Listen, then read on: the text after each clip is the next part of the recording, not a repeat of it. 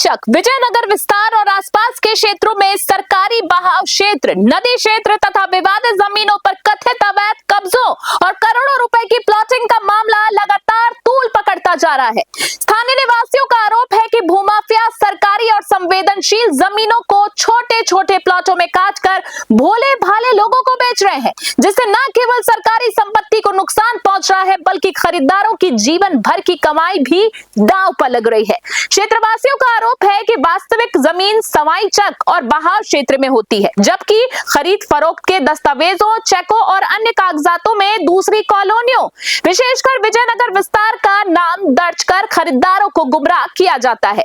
उनका कहना है कि इस कथित तरीके से जमीन की वास्तविक स्थिति छिपाकर करोड़ों रुपए का कारोबार किया जा रहा है। और सबसे गंभीर आरोप सूरजपोल गेट गृह विकास सहकारी समिति लिमिटेड पर लगाए जा रहे हैं। स्थानीय लोगों का कहना है कि समिति के नाम पर कथित रूप से बैकडेट के पट्टे तैयार किए जाते हैं।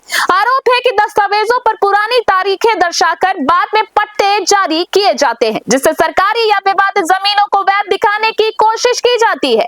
यदि ऐसा है तो यह गंभीर जांच का विषय है। क्षेत्रवासियों ने कथित भूमाफिया कानाराम मीणा की भूमिका पर भी बड़े सवाल उठाए हैं।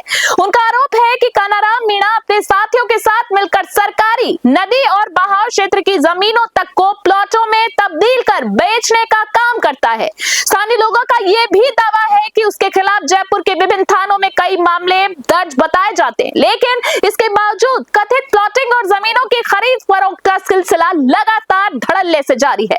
ऐसे में सवाल उठ रहे हैं कि आखिर यह सब किसके संरक्षण में हो रहा है। अब सबसे बड़ा सवाल यह है कि यदि जमीन सरकारी, नदी बहाव क्षेत्र या विवादित है तो उस पर प्लॉट किस आधार पर बेचे जा रहे हैं। यदि पट्टे पूरी तरीके से वैध है तो उसके मूल रिकॉर्ड सार्वजनिक क्यों नहीं किए जाते। यदि दस्तावेजों में दूसरी कॉलोनी का नाम दर्ज कर खरीदारों को गुमराह किया जा रहा है तो इसकी जिम्मेदारी किसकी होगी। यदि संबंधित लोगों के खिलाफ पहले ही मामले दर्ज बताए जाते हैं तो अब तक प्रभावी कार्रवाई क्यों नहीं की गई। क्या करोड़ों रुपए की इस कथित प्लॉटिंग के पीछे कोई बड़ा नेटवर्क काम कर रहा है। विजयनगर विस्तार और आसपास के क्षेत्रों के स्थानीय निवासियों ने राजस्व विभाग, जेडीए सहकारिता विभाग और जिला प्रशासन से पूरे मामले की संयुक्त और निष्पक्ष जांच कराने की मांग की है। उनका कहना है कि यदि समय रहते कार्रवाई नहीं होती तो सरकारी, नदी और बहाव क्षेत्र की जमीनों पर कथित कब्जों और प्लॉटिंग का ये नेटवर्क मजबूत हो सकता है। जयपुर से ब्यूरो रिपोर्ट देख रहे थे आप।